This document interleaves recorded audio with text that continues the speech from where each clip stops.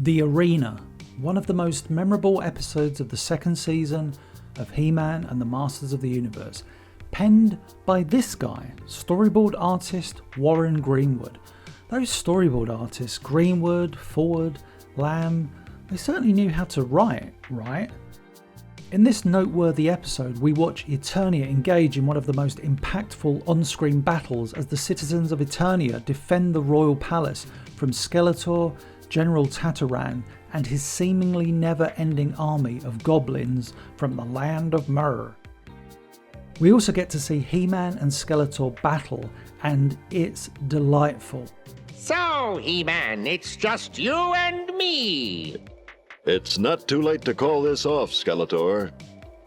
The cause of this confrontation between good versus evil is due to the appearance on Eternia of a being made of pure energy that travels the stars, seeking to better understand the worlds and species that he encounters on his journey. Voiced to utter perfection by John Irwin, is presented to us, as per the script, a glowing ball of light with a cluster of brilliance at the centre, giving him the appearance of a giant floating eyeball. Is about 90 feet in diameter. However, something interesting was uncovered by Dusan Mitrovic many moons ago. He noticed something about the cover of the episode model pack. Stood behind the goblins was a man, an ethereal looking being of sorts. We soon realised that at some point Filmation were toying with the idea of having take physical humanoid shape. Now, whilst this would be interesting, I believe that the giant glowing disco ball, as Dusan puts it, works infinitely better than a humanoid walking around taking in observations. Is always supposed to feel above it all, like a god of sorts, and is portrayed in the episode in such a way. And I don't think that a humanoid would have the same impact.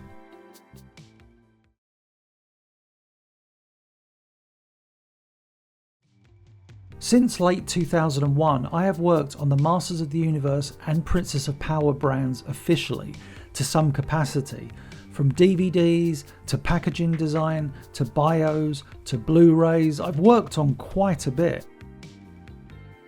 Now, as some of you may know, the first DVDs I worked on were the UK Contender Entertainment Group DVD releases of the He-Man and the Masters of the Universe cartoon back in 2003. Seems like a lifetime ago now.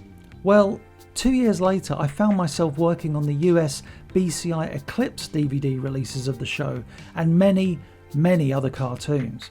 During my monumental amount of work on this set, I was asked to correct any possible continuity errors and, well, I still have my notes to this day. I keep everything. Even though I'm a stickler for the production order of the episodes, given that this set was going to be bought and was bought in the tens of thousands, I thought it best to not have the customer confused. And so Orko's favourite uncle and the return of Orko's uncle was swapped, as were Mistaken Identity and Happy Birthday Roboto. One other thing I did was to have Diamond Ray of Disappearance as the very first episode on the set, rather than in production order have it be the fourth. However, in hindsight, one thing I kind of wish I hadn't done was make the problem with Power the last episode on the set. I'm sure many of you will agree that it's a noteworthy episode, and the sight of seeing He-Man carry Teela off into the sunset is just the best. You can put me down now. If you don't feel up to walking, I could carry you back. It's no trouble, you know. He-Man, I'm fine. Trust me. I trust you, but to be on the safe side, maybe I should carry you part of the way. What good will carrying me part of the way do? I don't know, I just thought... Truly a happy ending. To this day, this has, on occasion, become the last episode on numerous digital releases and streaming platforms, and that's because of the order I put in place. In 2022, I contributed heavily to the German Play on Blu-ray release of He-Man and the Masters of the Universe and She-Ra Princess of Power. and with that set we went back to the production order, and the company allowed me to restore the correct start and end credits, including the original Filmation logos that haven't been present since the US digital masters were created in 2005. So yeah, the next time someone says that the problem with Power is the last episode, tell them they're wrong, direct them to this video and blame me.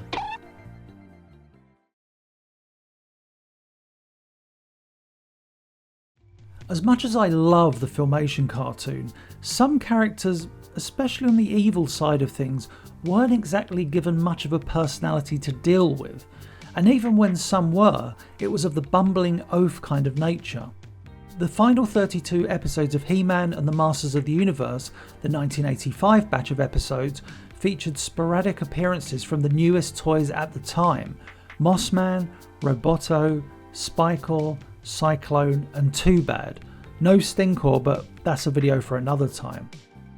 Out of that group, Mossman, Roboto and arguably Spikor were probably the most defined, having singular episodes which featured them prominently: The Ancient Mirror of Avatar, Happy Birthday Roboto and The Games respectively.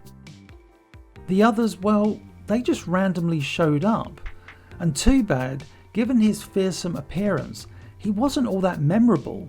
His most prominent role occurs in the episode Capture the Comic Keeper, and even though it's written by my dear friend Robert Lamb, Too Bad doesn't leave a good or lasting impression, and this may have something to do with Robert writing the entire script with Beastman and Trapjaw as the henchmen, only for Arthur Nadell, the head of the writing department, request that he replace the villainous pair with Too Bad. Thus, the dialogue of Beastman and Trapjaw was simply repurposed for each head of Too Bad. At the same time, in the UK Masters of the Universe comics, the writers sensibly decided to focus on the evil strategist aspect of his bio. Thus, Too Bad was often portrayed as a scientific genius who created many weapons and devices for Skeletor.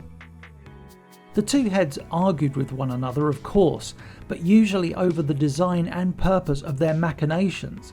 Some people may think this is an odd piece of characterization, but personally, I feel that the comics characterization of Too Bad was far superior to Filmation's.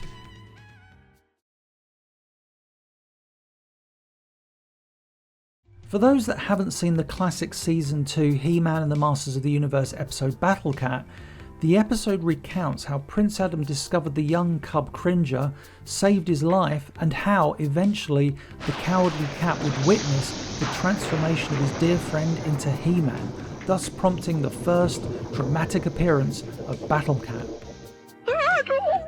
Easy, Cringer. It's me, Adam.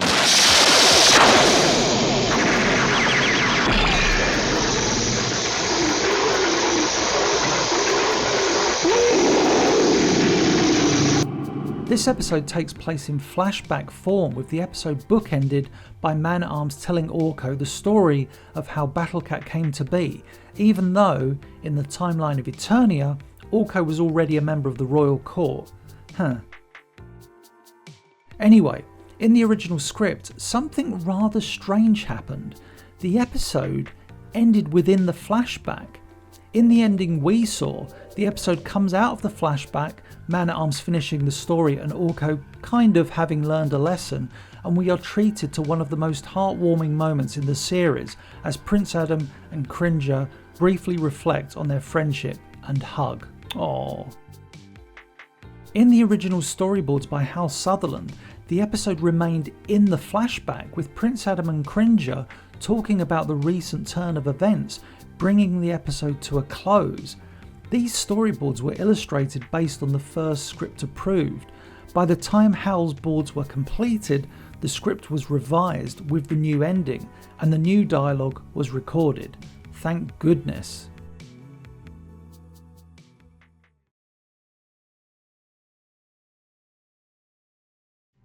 The UK Masters of the Universe comic was always trying to make sense of something.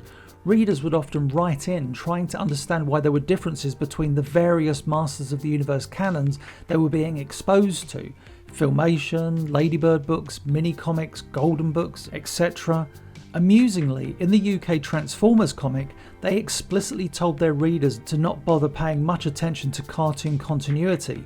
The editor of the UK Masters of the Universe comic, Brian Clark, was a little more understanding and actually answered some of these questions in stories, often in the guise of Skrullos. One question that we can all appreciate is why was Skeletor's lair Snake Mountain in the cartoon different to the toy playset and its appearance in the UK comics and numerous other canons?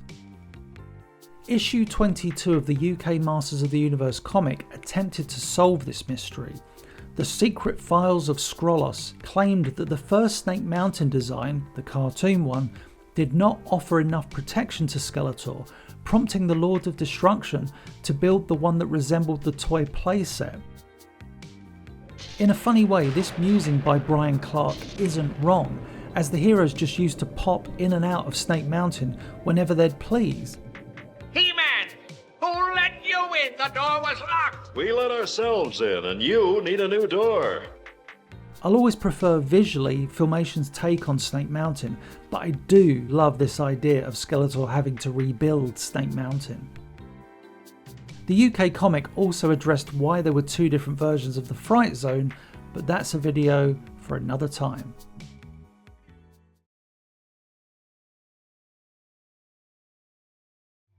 You shouldn't need me to tell you that in the 1980s, due to Masters of the Universe being licensed out to numerous companies, continuity issues arose when it came to certain aspects of storytelling. As I've already mentioned before, as the cartoon was airing on TV, books were still being published contradicting what was being shown on screen, such as Prince Adam and Cringer having to run to the Cavern of Power to transform, see the Marvel reprint of the 1982 DC comic books, or strike the Sword of Power against Stone, see the first UK annual. So Delora. She was described in the series Bible penned by Michael Halperin as being the wife of Stratos. However, when Filmation produced the Season 1 episode Reign of the Monster, Delora was now his sister. Now, that wouldn't be a problem had this been the character's only appearance, but it was not. The Masters of the Universe minicomic Siege of Avion, loosely based on the script for Reign of the Monster, has Delora as the wife to Stratos. This minicomic takes a unique approach with Delora wearing clothes that you would expect to find on a regular Eternian female, seemingly taking a page out of her brief, unnamed appearance in the original DC comic miniseries. The Ladybird book Wings of Doom prominently features Delora with an incredibly striking design, and, much like the minicomic, she is the wife to Stratos. The interesting thing about the Filmation script is that Delora's dialogue, in which she refers to Stratos as her brother, had been revised. Presumably, she had previously referred to him as her husband, but someone at Filmation decided to change this.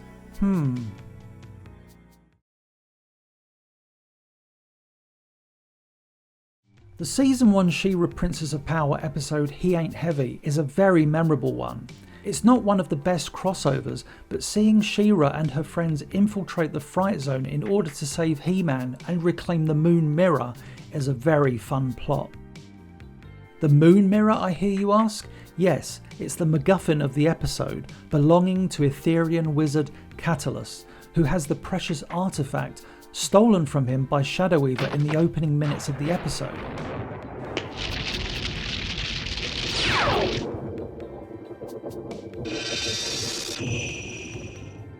Catalyst was designed by character artist Harry Sabin, the artist ensuring that the guest character had his very own unique look. Now, here's the fun thing. Catalyst originally looked nothing like this. The storyboards for this episode were illustrated by Michael Swanigan, who, if you've tuned into this channel long enough, you'll know loved to put Easter eggs into his storyboards, some more obvious than others. Bob Forward's script describes Catalyst as a spindly old wizard with a huge beak of a nose, bushy white eyebrows, no beard. He should not look imposing. Swanigan realised that he had already seen the perfect design for the character that matched Ford's description, and so he illustrated this Catalyst in his storyboards. Now, does this guy look familiar? If you ever visited an arcade in the early 1980s, like me, you would have encountered the much celebrated Dragon's Lair arcade game.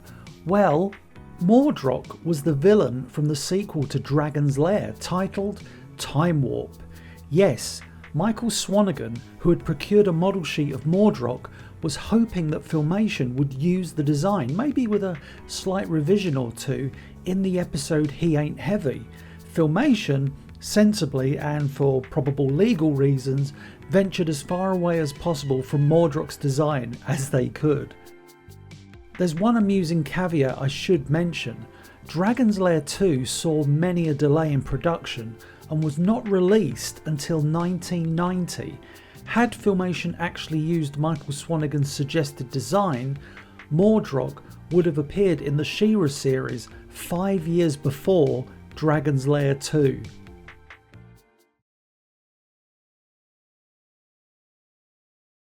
The Masters of the Universe minicomics are legendary, each wave revealing something about the popularity of the brand itself, with the Larry Houston illustrated minicomics reflecting the monumental popularity of the cartoon circa 1984. Lodar from the minicomic Slave City is one of my favourite guest villains.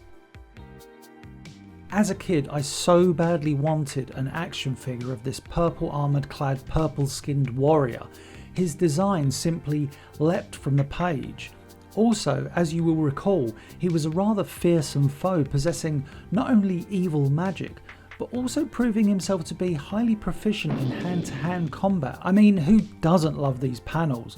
Crack, zock, slam, bam.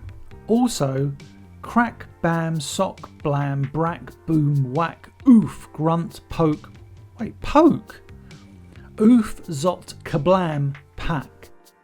One of the most amusing things about the character of Lodar is that his creation was a mistake, a happy accident. The writer of the minicomic, Lee Nordling, had been asked to pen a story centred around the character of ZODAC. However, Nordling and the artist Larry Houston had no idea that ZODAC was an action figure and produced the minicomic in a very short space of time. They had the name and had decided that this is what ZODAC would look like. Thus, when Mattel saw the completed minicomic, they immediately questioned why ZODAC bore no resemblance to his action figure, surprising both Nordling and Houston that an action figure even existed. Nordling hurriedly went through the entire minicomic, and every time the name ZODAC was referenced, they'd originally spelt it with a K, the letters were altered to resemble Lodar. Even his name was a happy accident.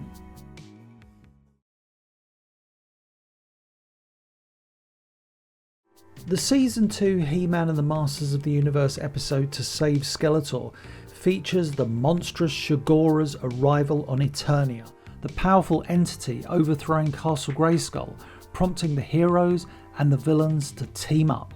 For these reasons and numerous others, it is very much a favourite amongst the fans of the series, and many would cite it in their top 10 list of episodes.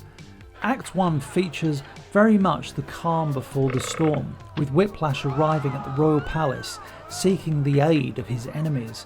And who is this we see defending the King and Queen? Why, it's Man-at-Arms, and he has his rarely seen mace too. And here's Man-at-Arms with the others listening to Whiplash's story. And here's Man-at-Arms again with Prince Adam as they ponder their next move. Well, after this scene, even though Man-at-Arms is seen with his allies throughout the remainder of the episode, oddly, he doesn't say a single word, not one. This is because in the script, in a scene removed after the transformation sequence, He-Man requests that Man-at-Arms remain behind and guard the kingdom, just in case Shigora proves to be victorious against the most powerful man in the universe. Thus, in the script, from this point on, Man-at-Arms has no more dialogue in the episode. Almost definitely during the storyboard stage, the decision was made to remove the aforementioned scene and have Man-at-Arms present in the episode, even if silent.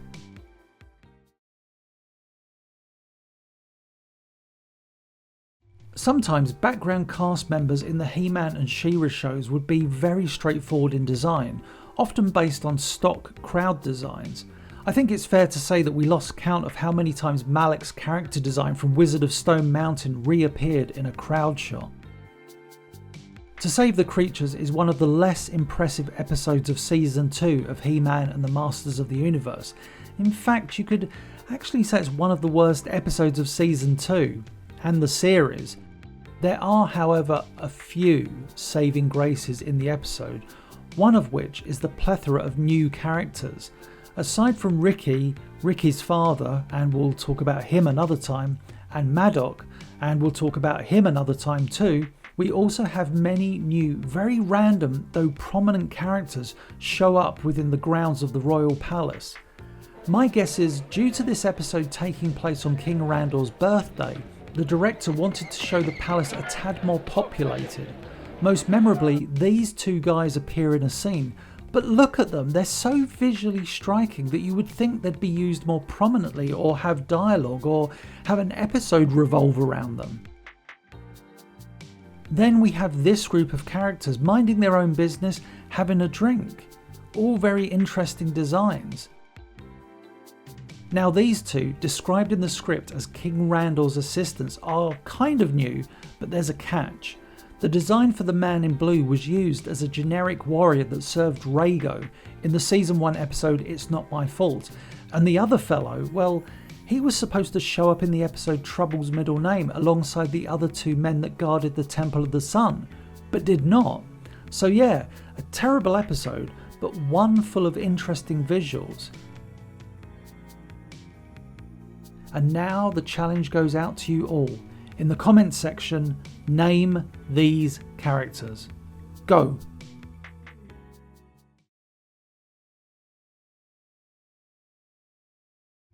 You've all seen this promotional artwork over the years, right? It's an official image that first appeared on the back cover of a rather awesome book published by Dark Horse in 2016. He-Man and She-Ra, A Complete Guide to the Animated Adventures. But this image has a rather unique story behind it. When I first started speaking to Lee Clevenger in 1999, he had mentioned the I Have the Power music video. He had been good friends with Lou Scheimer, and the former president of Filmation had kindly given him a VHS copy of the music video, at that point unseen by many.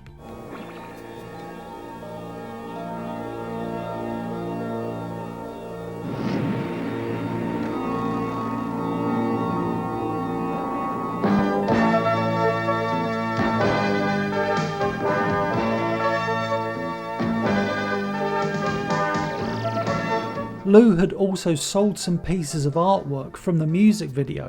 This background, which of course was first used in the episode Into the Abyss and later in the music video, and this cell of He-Man and She-Ra with their swords crossed atop a mountain peak, also from the music video. Lee put the cell and the background together and created a rather striking visual. And so, back in July of the year 2000, it became the banner for the 3rd anniversary of the He-Man and She-Ra episode review website. In 2001, I redesigned the website and decided that the mountain peak and the Eternian moons would make for a very striking homepage image. Thus, for a time, this graphic greeted those wishing to navigate the website. It's hard to express just how popular our website was back in those days. Maybe one day I'll make a video all about it. Anyway, fast forward to 2016 when I began working on the Dark Horse book, He-Man and She-Ra, A Complete Guide to the Animated Adventures. I recreated the image from scratch, rescanning elements and using Dusan Mitrovich's heavily researched correct colours. Thus, a piece of art I created became an official piece of artwork.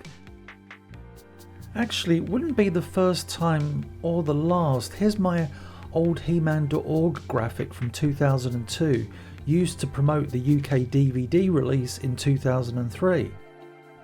And here's my New Adventures of He-Man graphic, also created for He-Man.org in 2002, repurposed as part of an anniversary illustration in 2022. Even my rather amateurish special effects were repurposed.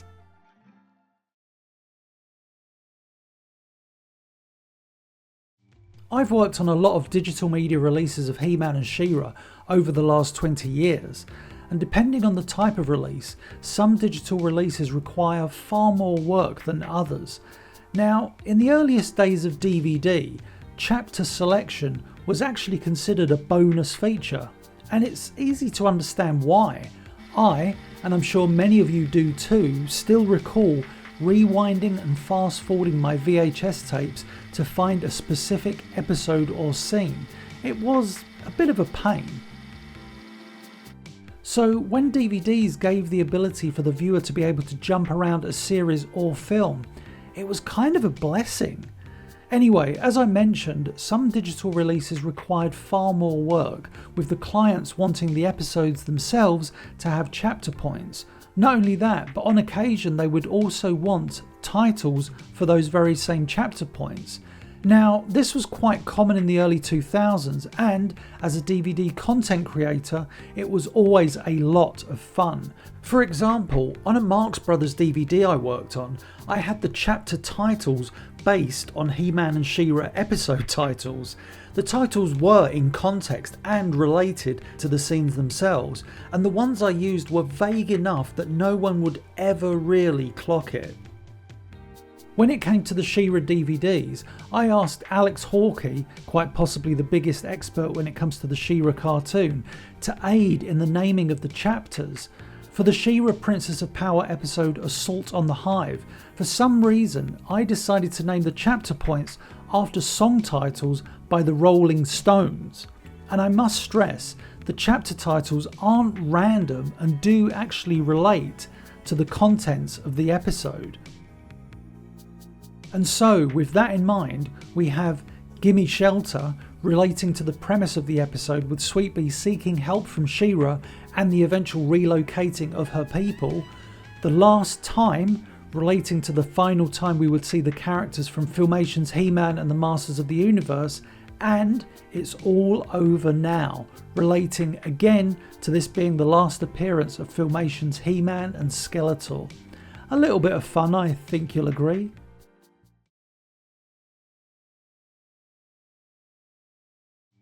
Now, I've talked about character design reuse in the He-Man and She-Ra cartoons before. Heck, it's something we all love. Sometimes they feel like mini Easter eggs included by those working on the show to entertain keen-eyed viewers like myself. However, at other times, character design reuse can feel a tad much. Oddly, there are two episodes, one of He-Man and the Masters of the Universe and one of She-Ra Princess of Power, that involve Granamyr and feature much character reuse. Let's start with the Season 1 He-Man episode, The Return of Granamyr. This episode features numerous new characters, and we're going to focus on Brindle, Zem and Braylock. These three characters play important roles in the episode, but if you can recall one of the most memorable episodes of Season 1, A Friend in Need, well, you've seen Brindle and Zem before as Zikran and Jarvan. And Braylock, well, that's just a smaller version of Aru from Masks of Power. At least there was a decision made at some point to repaint them. Interestingly, Brindle, Zem and Braylock had new designs created for them, but they went unused. Now, let us take a look at the Season 1 She-Ra episode, Dark Smoke and Fire. This episode also features new characters, and we're going to focus on Nazgul, Slarty and Tarban. These three characters play important roles in the episode, but they will be familiar to those that watched He-Man's first season. Nazgul is an unaltered Tauron from Orko's favourite uncle. Slarty is an unaltered Locos from Wizard of Stone Mountain, and Tarban is an unaltered Ananda from Trouble in Arcadia. I mean, it's frustrating. I remember the first time I saw Dark Smoke and Fire and genuinely thought that Tauron and Locus had teamed up. You know, thinking about it, we could muse that because Tauron was a wizard and Locus was the deal maker for the spirit of evil, maybe the pair of them had lived for centuries and once did indeed team up using their original names of Nazgul and Slarty. Yeah, I don't really buy that either. For a second though, let's imagine an alternate reality in which Filmation repainted these characters. Ah, there you go. What could have been.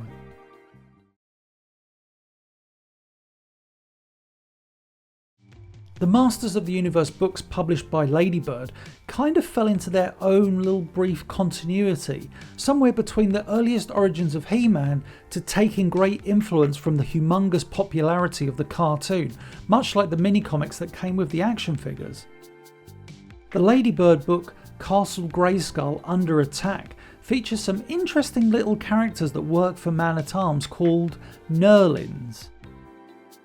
The book refers to the characters as Man-at-Arms servants, which seems like he has somehow enslaved them, and in the accompanying illustrations they appear to be doing all the work, whilst Man-at-Arms and Stratos simply watch.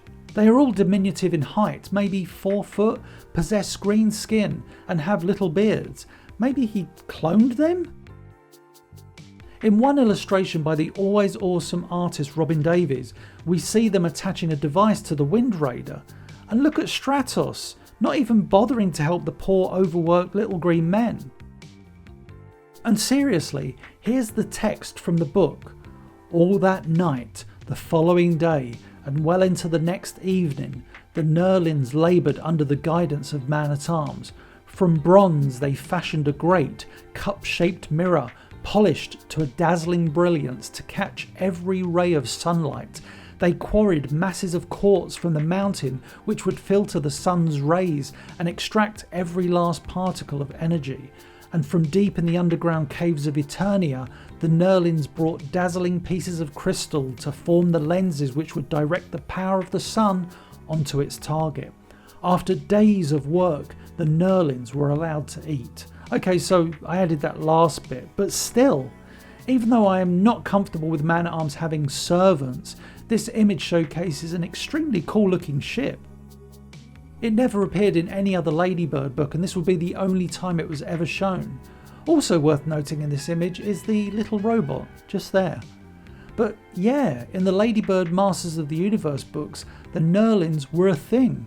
Maybe they were a thing in Filmation too, but Man-at-Arms would just shut them in a cupboard when anyone would pay him a visit. Let us out. Please let us out. Please. Man-at-Arms. You bastard. You bastard. Please. Help us. Please let us out. Help us. I'm dying.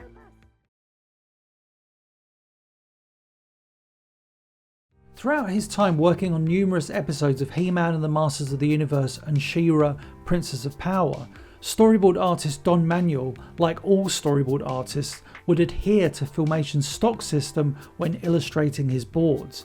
Many times he would call for new animation sequences, as one would have to do. After all, there was only so much that stock could do. Due to his storyboards being some of the most striking of 1980s animation, his work was sometimes translated rather poorly to screen, as can be seen in these examples. The layout department was somewhat to blame for this, as they were the ones responsible for looking at the storyboards and visualising how it should conform to Filmation's animation style. Could a stock sequence be used instead of new animation? How do we get from panel 1 to panel 2? You get the idea. Well, during storyboarding the Season 1 She-Ra classic, Horde Prime Takes a Holiday, Don's previous experiences prompted him to be cautious in trusting that his vision would be adhered to. In Skeletor's dramatic first appearance in the episode on Horde Prime's ship, the Velvet Glove, Don Manuel wanted the Lord of Destruction to be seen from a dramatic angle, and rightly so. He illustrated Skeletor stood in front of a fallen Mantenna and Multibot, Havoc staff in hand. No animation was required in this scene, but Don was so fearful that his vision would not be translated to screen, and thus wrote, next to his illustration, "Think we can do this shot without tracing a model sheet this time?" A not so subtle dig at the artists in the layout department. Thankfully, the layout department actually followed Don's instructions and Skeletor looked very impressive on screen.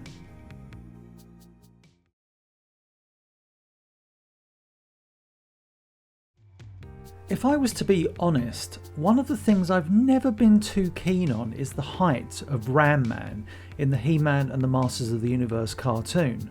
The Ram Man action figure was unique, with one of the best action features ever, and you could pose him attacking an enemy by balancing him on his axe, as you can see here in this battle I created and photographed in 1984. The mini-comic He-Man Meets Ram Man is a part of that awesome Gary Cohn Mark Texeira run that I absolutely adore, and people seem to forget that in that story Ram Man was depicted as a bit slow, not thinking before his actions, much like his counterpart that appeared in Filmation. During the design of Ram Man by Filmation's character design department, an interesting choice was made. For the longest time, Ram Man was depicted as roughly being the same height as those around him, but at the 11th hour, or to be specific, on February the 15th, 1983, Ram Man's design was revised so that his legs were shorter. I think it's safe to say that this was done to make the character somewhat more proportional and stocky. But so late was the change that the storyboard artist was still illustrating Ram Man at his original height, depicting him stood heroically next to his allies. Look at that, tall Ram Man. By far one of my least favourite moments in the entire series occurs in the episode Attak from Below. At one point, during a rather awesome battle with the Bellocs, Ram Man lands in a large pool of mud. Curse those randomly placed mud pools. Got to get loose! When He-Man drags his friend out, we see this moment. Ugh. He looks far too short in this shot. Thankfully, even at this somewhat diminutive height, talented artists like Bob Klein could still make Ram Man look awesome, even when he was slightly concussed.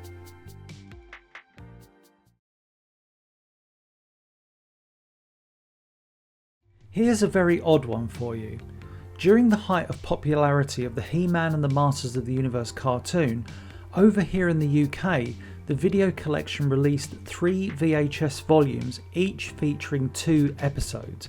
These tapes were widely distributed, as the video collection were one of the first companies to release very affordable VHS tapes.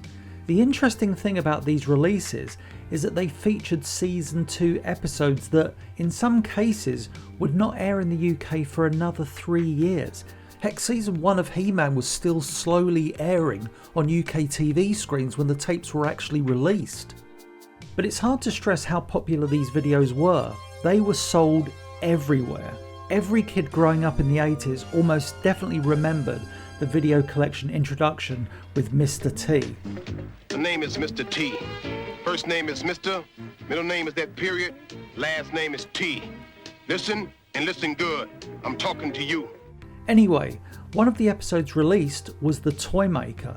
Memorable to me because it was released on VHS, but a rather forgettable episode, though written by 2 incredibly talented writers in Chris Webber and Karen Wilson. During the episode, the heroes have to journey through the haunting Valley of Echoes. To quote Orko, a dangerous place, voices and memories of times past can trap you inside forever. And wouldn't you know it, our heroes find themselves in this very predicament. Of all the luck. In a dramatically awesome moment and easily the best scene in the episode, the voice of Skeletor and the vision of the Lord of Destruction haunts He-Man. The most powerful man in the universe battles with his imagination, believing himself to be crushed by the giant hand of Skeletor. He-Man frees himself, declaring, "No, actually, John Irwin can do it far better than I." No! No! We then see a shot of Skeletor appearing to laugh, but oddly, nothing can be heard, and it's kind of eerie. Regardless, that was how the scene played on the VHS tape released by the video collection. Now, when I was working on the BCI DVD releases back in 2005, I noticed something. That eerie shot of Skeletor appearing to laugh with nothing heard was not present. Instead, we see a rather awesome piece of animation featuring Skeletor's face exploding. Given that it's a rather graphic visual, for a time I believed that the video collection themselves had made the edit, reusing the shot of Skeletor talking directly to He-Man but zooming in, censoring the episode and thus being rewarded with a U certificate on the VHS, suitable for all. But there was something that bugged me about the video collection's perceived edit. The camera move towards the silent Skeletor was far too smooth, as if Filmation themselves had filmed it. Cut to a few years ago, I was looking at the video collection edit once more, and I realised something. The episode released to VHS by the video collection was an earlier version, because that eerie shot of Skeletor appearing to laugh with nothing heard, watch what happens when you paste it directly after Skeletor's first piece of dialogue to He-Man. At last, He-Man, I have defeated you. You're doomed! Doomed! Doomed! Eternia is mine! Yes, the shot of Skeletor talking to He-Man was originally longer. What the video collection released to VHS was a pre-final cut of the Toymaker. Producing hundreds of episodes of TV for many a show, numerous animation studios in the 1980s would, on occasion, air pre-final cuts of episodes, and sometimes these pre-final cuts of episodes would find their way to VHS. Together we defend Castle Grayskull from the evil masters of the universe. Why did Filmation make this edit in the first place? Well, I would surmise that the shot of Skeletor's face exploding was not good enough when the episode was initially completed. Thus, Filmation hurriedly trimmed the longer take of Skeletor talking directly to He-Man, in which the camera moves in, and placed it at the end of the scene, basically a temporary band-aid on the episode. With the episode having been broadcast and released to VHS by the video collection, Filmation finalised the episode, inserting the corrected shot of Skeletor's face exploding, and that was the version broadcast from that point on, and released on home media. So yeah, as I and a few others had thought for many years, the UK didn't censor Skeletor.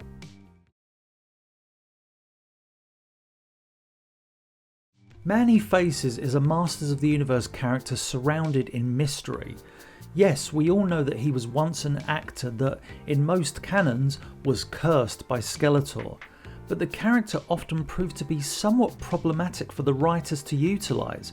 From the books, to the mini-comics, to the UK comics, to the German comics, even the Filmation cartoon, for a main character, he made very few appearances. The mini-comic The Ordeal of Manny Faces from the awesome Gary Cohen Mark Texeira run that I absolutely adore saw him given a brief origin and utilised in a story in which his three personalities were a result of Skeletor trying to control him and the goddess attempting to save him. But his character wasn't given a great deal of depth. The writers could only do so much within those mini-comics. The Filmation cartoon explored his character in the Paul Dini penned episode The Mystery of Manny Faces, revealing him to be a loner that was shunned by society because of his unique ability to change his face. But the very same episode didn't explore how he even came to have these abilities, only how he could use them in life. The 1985 UK Masters of the Universe Annual attempted to detail an origin for the character. Yes, it still involved Skeletor taking control of him, but in more detail. The story, titled The Tale of Manny Faces, like many of the text-based stories, is incredibly well written and, well, it's rather dark in places. The story has the much celebrated actor Manny Faces visit the royal palace as a guest. However, during the night he is taken by Skeletor. When He-Man and Teela locate him the following day, he is now sporting an odd costume comprised of wires and a large helmet that surrounds his head. A confused and bewildered Man-E-Faces explains that he recalls being in a metal cage with wires everywhere.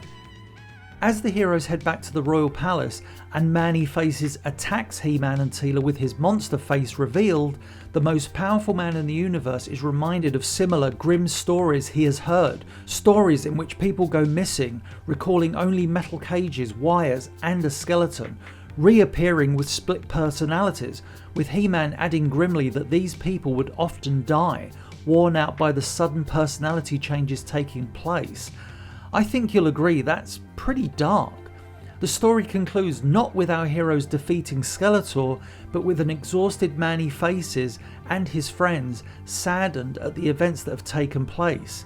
But yes, I believe that this is the only story which presents Man-E-Faces without his familiar costume.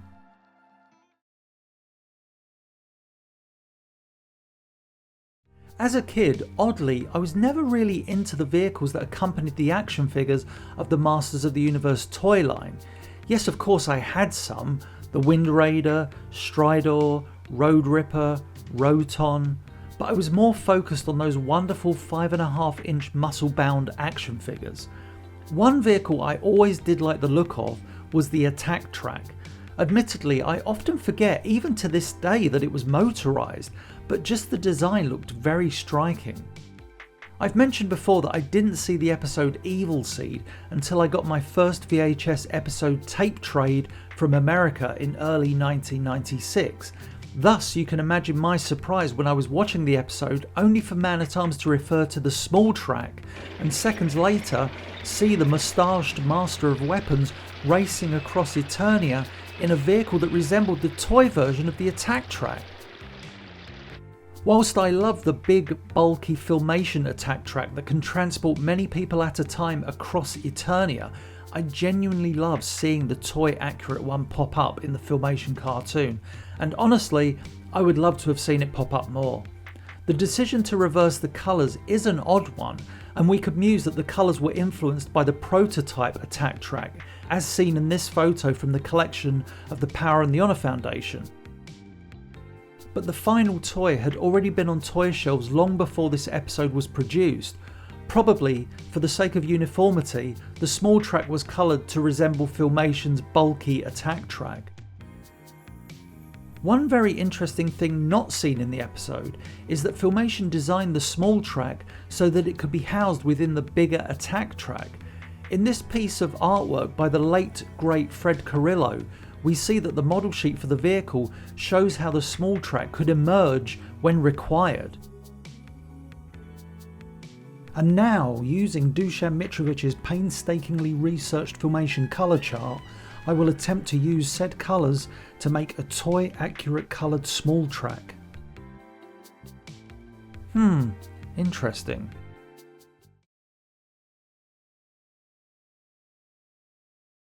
Skeletor's ever-present henchman, Beastman, was a familiar face in Filmation's He-Man and the Masters of the Universe. Uniquely, when compared to the other evil warriors, his character changed the most throughout the series. The evil henchman went from being a serious villain whose dialogue was laced with a deep intensity to a bumbling oaf. Looking at the episodes in production code order, Beastman's character is well defined in the Cosmic Comet. He is both savage in nature and quite cold-blooded at times. The fact that Skeletor and Evil Lyn need Beastman's evil to control the Cosmic Comet gives the impression that he is the third member of this team.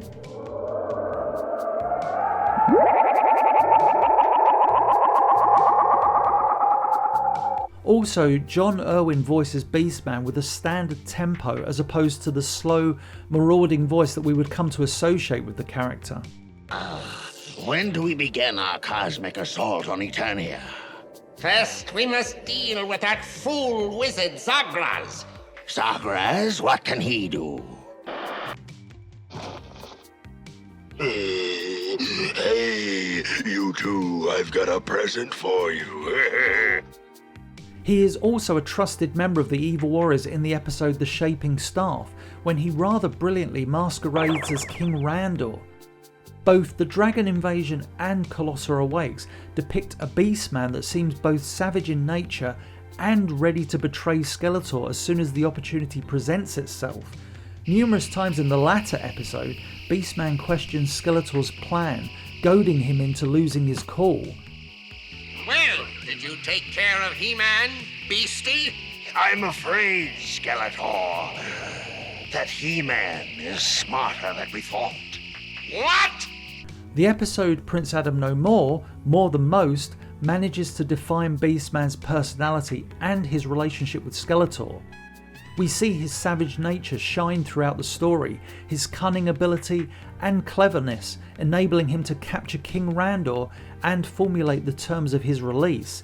Even though the character gets ahead of himself by celebrating, because he has proven his competence, deep down we all root for this version of Beastman. At the end of the episode, it could be perceived that this is the moment in which Beastman succumbs to his own bumbling oaf henchman personality. Well, I hope you're happy, fool. Now we're both in trouble. Oh, I don't know. It's kind of nice to be home. By the time Season 2 rolls around, we see a very different Beastman presented to us. In the Great Book's mystery, Beastman is played purely for laughs and shows not 1 ounce of fierceness or independence. Throughout the episode, Beastman is ridiculously terrified of Skeletor. And in the wonderfully entertaining episode 3 on a Dare, Beastman suddenly has a fearful reaction to the word Grayskull. Once I have Tila, I may be able to trade her for the secrets of Castle Grayskull. Please don't say that again. Say what? Grayskull? We also see Beastman kick the ground in the episode, complaining that he gets no respect, kind of like Rodney Dangerfield. In the episode No Job Too Small, we see flashes of the old Beastman, calm and almost calculated in his actions with no silly dialogue, and he frequently warns Evil Lyn not to go against Skeletor's wishes. Skeletor is not here, but perhaps I... Perhaps you what? We have strict orders to make no moves while Skeletor is... Enough, you fool! This dialogue does not employ loyalty on the part of Beastman, but rather a willingness not to encounter Skeletor's rage. Although the episode Orko's Return is primarily played for comedy, we do get some brief moments of the savage Beastman, mainly in the opening few minutes of the episode. He comes across as a real threat when he makes his demands known to those in the royal palace. As soon as Orko appears and starts working his magic, Beastman, while still evil, falls effortlessly into the comedic villain role. And in his final appearance in the He-Man series, Beastman, at the thought of being replaced, aids He-Man in his mission to stop Skeletor. Psst, He-Man, looking for something? That should take care of that machine.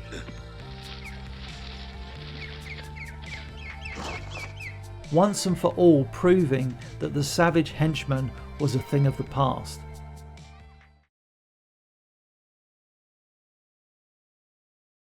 In the He-Man and the Masters of the Universe animated series, Orko never displayed much of a jealous streak towards Prince Adam possessing the power of Grayskull. Heck, on many an occasion, Orko would prompt Adam into unsheathing the Sword of Power. Quick, the power sword! By the power of Grayskull! However, across the numerous canons, as we know, characters, specifically their personalities, weren't always the most consistent. The Masters of the Universe comic published by Marvel's Star imprint had some rather unique takes on the characters. As I described in my 2-part deep dive on the Star comic book series, many characters came across like jerks and were often written rather dislikable. Writer Mike Carlin really played into Orko's perceived youth and gave him traits associated with that of a child.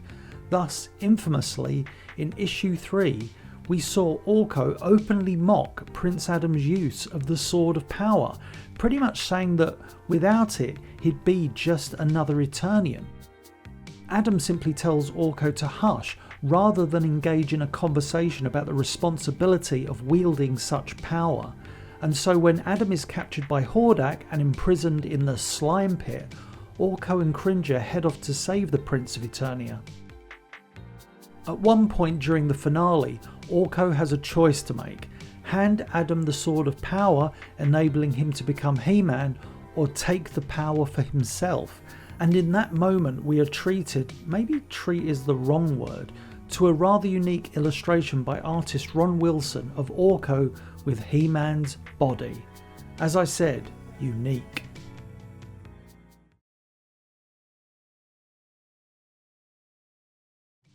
Now, you've heard me talk about the way the UK used to air episodes of He-Man and She-Ra on terrestrial TV on this channel before, right? For those that don't know, He-Man's 2 seasons and She-Ra's first season were only ever shown twice on terrestrial TV in the UK. However, during many of these showings, the episodes were edited in order to fill a time slot. I think we'd better move before that monster gets back on his feet.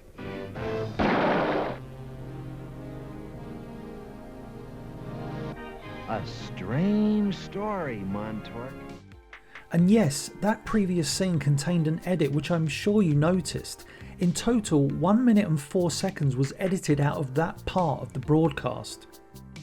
The edits were usually made twice in the episode, with roughly 1.5 minutes removed. Now, with He-Man and She-Ra, this could work in certain episodes, as lengthy introductory panning shots over the landscapes of Eternia and Etheria were removed.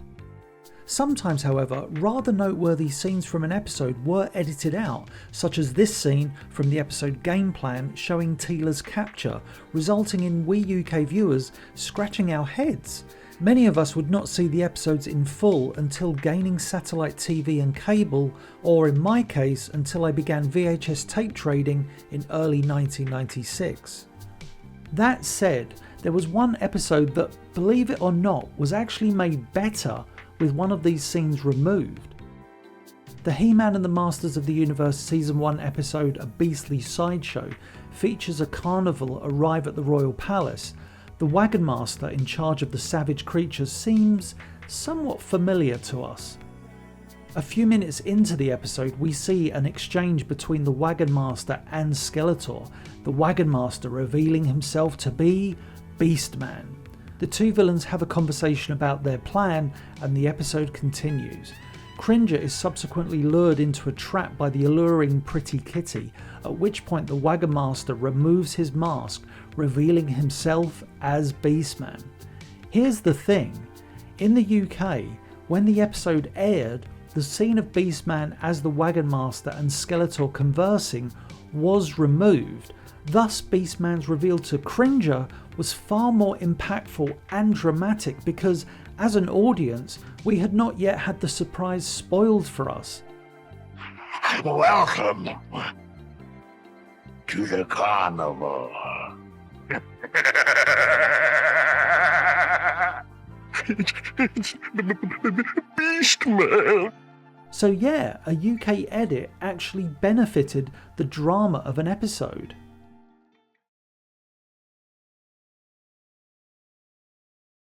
September the 1st, 1986. This was, for the UK, the day that a new season of He-Man and the Masters of the Universe would begin on children's ITV.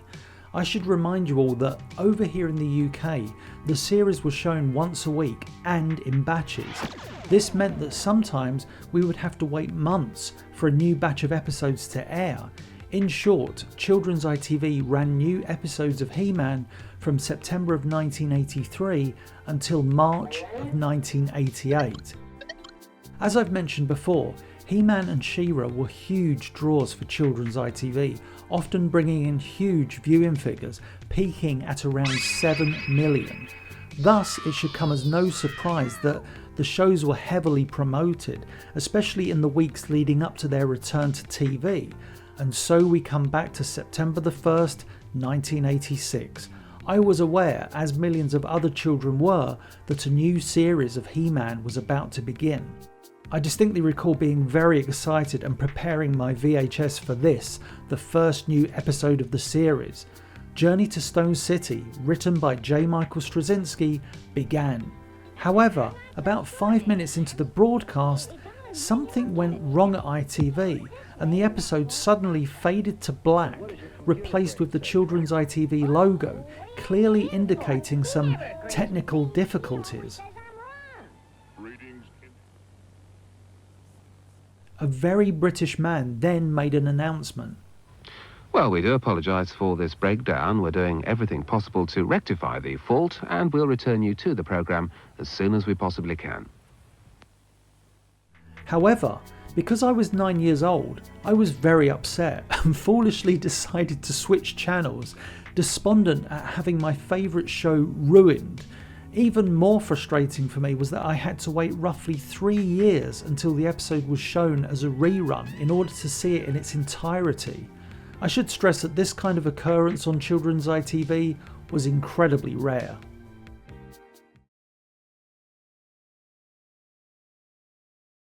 Mekaneck is an odd one, isn't he? No offence to the Mekaneck fans out there, but when you look at the first couple of waves of Masters of the Universe action figures, Mekaneck stands out a bit like a sore thumb.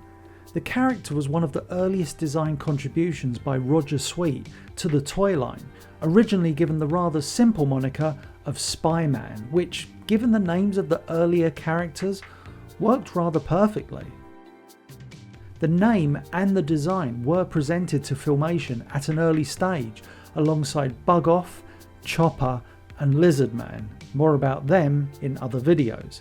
Spy-Man was described in the series Bible penned by Michael Halperin as follows: an able fighter, he has the ability to literally periscope his neck above obstacles in order to survey the landscape.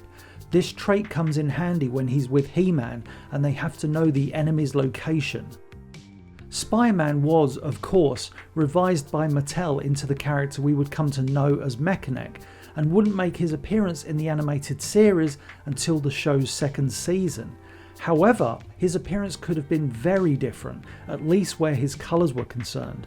Take another look at Roger Sweet's Spy-Man design and look at the crazy colours. Back in 2012, the Power and the Honor Foundation secured some Masters of the Universe packaging proofs, and in these proofs was the packaging for Mekaneck. And well, take a look. Yes, Mekaneck was going to sport the same colours as Spy-Man, which meant that his character model came dangerously close to looking like this in the series. Yikes.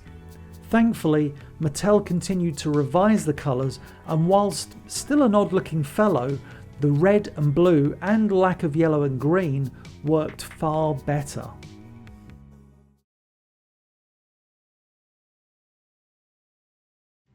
There are certain scenes in episodes of He-Man and the Masters of the Universe and She-Ra, Princess of Power, that you never forget seeing for the first time. And it's fair to say that the transformation sequence, especially Prince Adam commanding the power of Grayskull, regardless of it being a stock sequence, was always something that captured our attention. However, one episode did it visually more uniquely than any other, and it kind of caught us off guard too. In the Season 1 episode Keeper of the Ancient Ruins, during their journey to the Sands of Time, our heroes are caught in a furious storm. With their Wind Raider having crashed, Prince Adam and Cringer awaken to find Teela injured and semi-conscious. Cringer hurriedly leaps out of the Wind Raider, but Adam, fretting at the seriousness of Teela's injury, is trapped by the ship's instrument panel. As we have seen numerous times before, Prince Adam calls upon the power of Grayskull, and the lightning explodes from the sword. Now, this is how you would expect the sequence to play out. By the power of Grayskull!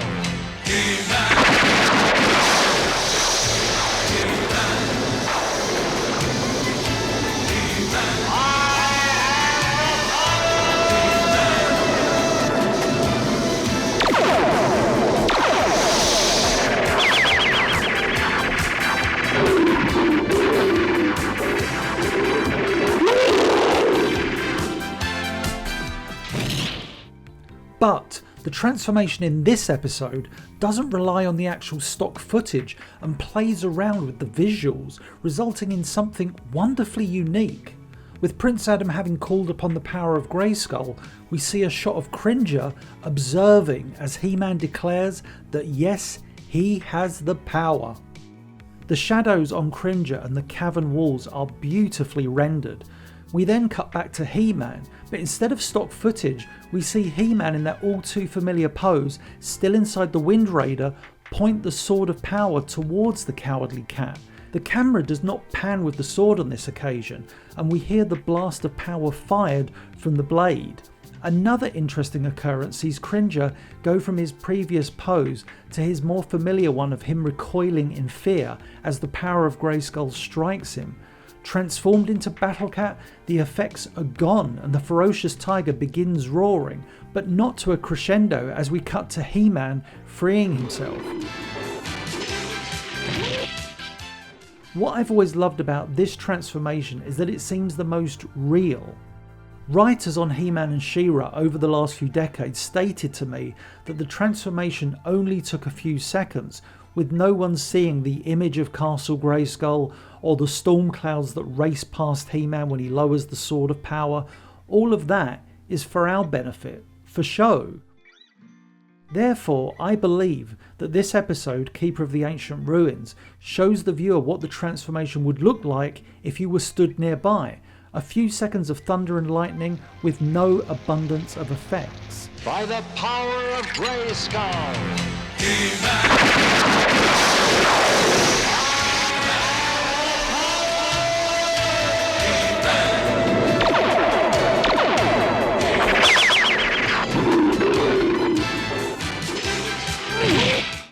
Interestingly, the script describes the sequence as a normal transformation. Though it does appear that at the storyboard stage, artist Hal Mason was the individual that brought some uniqueness to this scene, referencing the relevant stock sequences in his boards, but not calling for a straightforward duplication of the negative film, which is what usually would be done. So I guess thank you Hal Mason and director Bill Reed.